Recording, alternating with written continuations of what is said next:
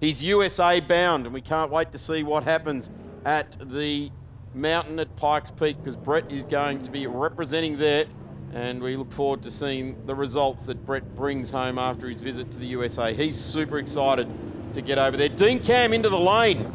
Dean Cam, defending champion from 2019, goes to pit lane. So Brett Dickie has clear track in front of him for the start of this feature race this afternoon. So Tony Groves in car 5, in position 5 in the marked cars, the Mazda 3. Ray Hislop, a great welcome to full-time sports sedaning in his blue Falcon. Watch that car, car number 2. All blue, got the multicoloured, looks almost like a Smurden Motorsport type of front bumper on it. Alan Nash to Brian Finn. Terry Hamilton, Victorian champion, back down there in 9th. Francois Habib brings the Dodo Commodore after big repairs. Graham Meir in the 21 VH Commodore. Watch that one. It is a rapid piece of kitsch, as is the Falcon right next to him, the number 65 of Rick Newman. John Ipoloppo, Paul Panisi, Chas Talbot. Haven't seen if Chas has made his way back out there. Andrew Parker, Rand McGlurkin in the Nissan. Craig Eddy, Arthur Van Orso, Cameron McKee, Gary Vella, Greg Lynch, a lot of Vic V8 guys in here. Michael Budge, Tristan Bergman, Ian Elpin, David Page,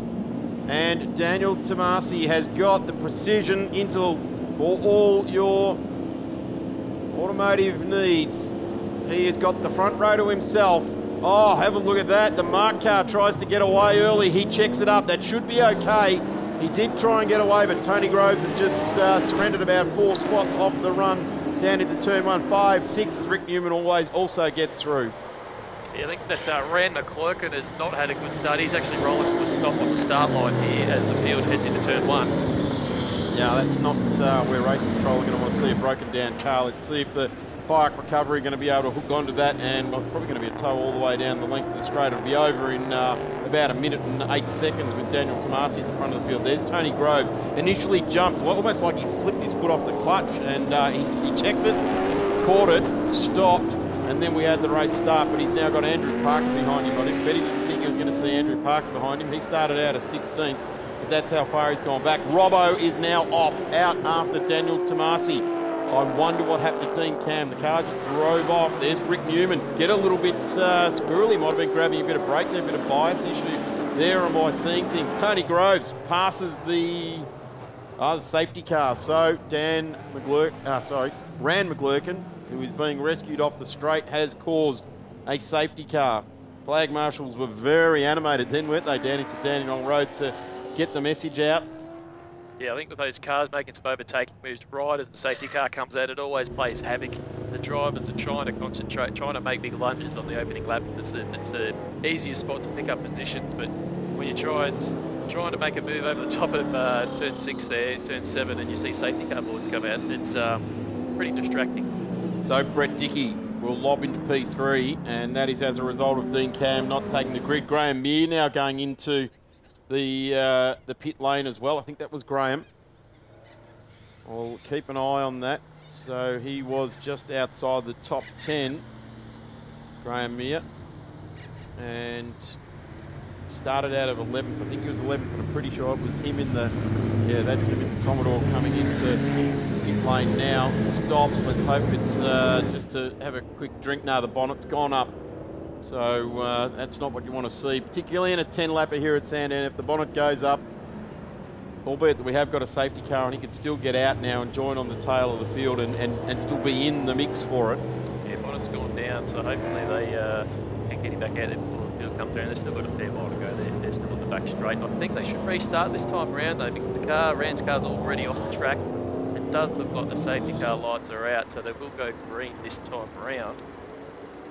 So for QP Lubes, this is how, well, I guess the first 3/4 of a lap panned out. Daniel Tomasi to Michael Robinson, Brett Dickie, Ray Hislop up to P4. Ray started out of 6, so he's got 2 spots on that first run down there. Alan Nash, then it is Brian Finn. So there's been a bit of a mix-up between those guys down there at turn 1. Francois Habib, he started in 10th up to 7th, so that's a good run there. Rick Newman has impressed well. He's come out of 12th and made his way into 8th in the New Line Homes car. Terry Hamilton improving 1 spot there as well. Tony Groves is the one that went backwards. He did I'm not going to say jumped the start, but he sort of he went out of the box. Foot slipped out of the off the clutch there. So it'll be interesting to see if there's any ramifications for that with Tony. But he's down in 10th place. Then 11th is John Ipolotti. He started out of 13th, so a couple of spots there for John. Andrew Parker started out of 16th. He's up to 12th, so a championship contender. He's well and truly in there. Paul Panesi, Paul's actually made up one spot. So we go racing again. The Domain Prestige Homes car, the Precision Intel outfit, leads the field away. Michael Robinson goes with him. Brett Dickey allows the turbocharged Prelude to just run free and sticks with them on the race start. He's got one of the hardest nosed races you'll ever find in Ray Hislop behind him. Here comes up the inside. There was Francois Bib in the old Dodo Racing Tasman Motorsport car. There's the number 2. This is an old Mark Larkham supercar that I believe Mark Winbottom drove. His first drive there. Interesting to see the straight line speed between the Hislop car and Brett Dickey's car, two completely different power plants, as we know. The 4-cylinder turbo versus the big V8. To be honest, the turbo's driving away, isn't it? The turbo's driving away there, so that they've obviously got the boost wound up in the Red. I tell you what, if you remember years ago, there was the Beninka family, Peter Beninka and the guys. They had that turbocharged Alpha, and it would haul right up onto the back of Bob Jolly's Commodore, not a problem at all. Just couldn't get around Bob, but going up the back straight, that green Alpha used to just, the gap was sort of 5 or 6 car lengths, and he was right beside them at the top of the hill. So you get a turbo car working nicely, they can be a great weapon of choice here at Sandown. And you do hand over some cubic inches, but you've certainly got that puff behind you. Rick Newman goes side by side now with Francois Habib. How's that going to play out? There's lots of side-by-side action. There's Terry Hamilton in the mix there as well. Paul Panesi. They're going to go side by side and wobble it down into turn 1 and get through. Nice job. Rick Newman gets through on Paul Panesi, on Francois Habib as well. So plenty of moves.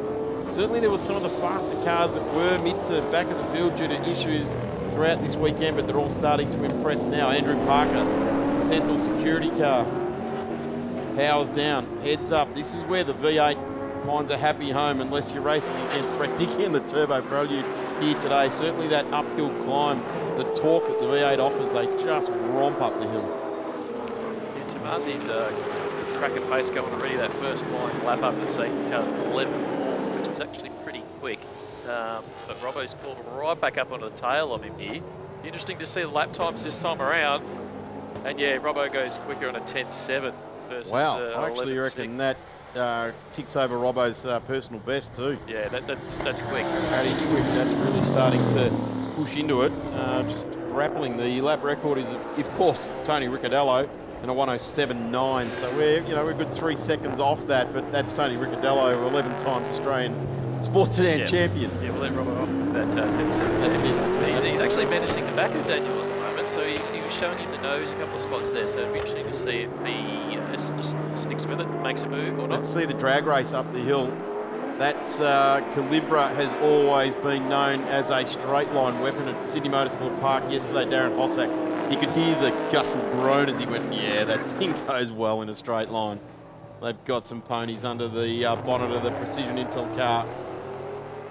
Keep your eyes peeled on the Sports Sedan news feeds over the next couple of weeks. There's some big things starting to happen with the National Series, and of course here in the QP Lubes Victorian State Circuit Racing Sports Sedan Championship as well. Looking forward to a huge year, and everyone's really keen to go racing whatever form of the sport you like to do it in. They rip past the back marker there, coming down into turn 1. Robbo not quite as quick into the corner that time. Certainly looks as though, I've always enjoyed watching Michael Robinson race, a very smooth and deliberate racer. He doesn't do any unnecessary actions. Here's Brett Dickey filling the screens now. Power down with that supercar. When you look at the development of these two chassis, here's a family team building the Honda, and there's the might and power of the V8 supercar team building the chassis in that car, and also all of the development that a professional team can put it by. So not surprised to see that that car is doing so well, and with a steerer like Ray Hislop and Brett, like this, draw a line between them. Some of the best racing out of Sydney going back a couple of years ago was Brett racing one of the RX-7s up there, and it was quite the online sensation. I reckon Brett's got an issue with the car. Yeah, possibly got an issue there by the looks of it. The pace is just not there anymore. Possibly just a temperature thing. That might have turned the boost up a bit too high, maybe. But we'll see. Possibly. He's definitely buttoned off, and that's a bit of a shame for Brett. He was doing really well, but yeah, he's definitely lost pace in that car. Let's see if he comes pit bound, or it might be just a matter of putting maybe a bit of black back on the spark plugs where the grey is sitting currently, or the very light grey. Tend to get a bit lean, but that is the story of a turbo car. Brett's absolute ripping guy out of the car, and an even better steerer. He's a brick human up against Tony Groves. Yeah, A couple of blokes that have done improved production car racing now find their way into sports sedans. True, and Rick's car's been smoking still, so it's been smoking all weekend, so they're obviously not too worried about it. I suppose we'll keep pressing on. But yeah, after that poor start, Grove is certainly showing a bit more than he's got in that Mark car, which is a highly developed car in its own right. It's that chassis platform is built up in Queensland, and has done all sorts of things nationally, internationally, as a platform chassis, which is now an invited car to the sports sedans. So pretty cool piece of kit, Australian-built race car, just like V8 supercars. It's a bit of a different rule set, but quick in its own right. The Mark Car's program's acquitted itself well in the Bathurst 12-hour over the years as well, hasn't it? Correct.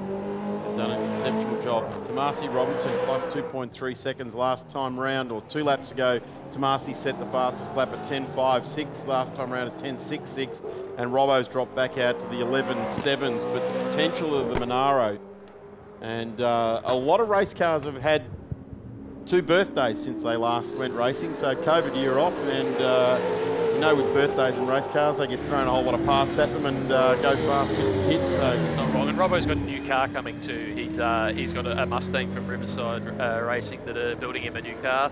That's going to be a pretty impressive piece of kit. It on the flat pad looks pretty awesome, doesn't it? It'll be interesting to see how Liam and Gary Craft from Riverside Racing get behind Robbo to push on with that after many years of running Commodores and this Monaro. Michael Robinson switches over to a pony car, and I dare say there'll be a testing phase initially, but certainly that will go well, and that number 32 has served him so very, very well. I remember when it was new, and that's was this century, but started to look back at this century. Started 20 years ago, so it's had some good racing, that's for sure. And Robbo's made sure he fronts up and keeps fronting up. Does national and state rounds where he can. Yeah, Daniel's sort of checked out now. He's really gapped Robbo, but they've both actually dropped the lap times off a bit. Maybe conserving, maybe pushing tyres a little bit too hard. Well, I do know that both cars were running some old Kumos, so they were sort of, they go, we've got enough wear on it, particularly this thing. Yep. Had enough on it. It's got some tyres that did Island Magic last year with son Stephen at the wheel. The Precision Intel outfit.com, precisionintel.com. Like I said numerous times, keep your eyes peeled for news around this car and the national sports sedans as well. Oh, here's a spinner. Number 58 has gone around Tristan Bergman. It's a difficult spot, isn't it? Yeah, we're going to rip front splitters off with that right across the middle of the track. Yep. There goes Greg Lynch, the dentist from the eastern suburbs of Melbourne. Obviously like the HRT livery back in the day, and gets that Datsun out of the way. The Rebellion. BMW, I think. BMW, is it? Yep. Okay, yep. Sorry. Oh, that's got some toe out on the left front, isn't it? Yep. It's not looking too good for him. If he limps that back around and gets to the pits, he'll be lucky, as Daniel Tomasi goes flying past.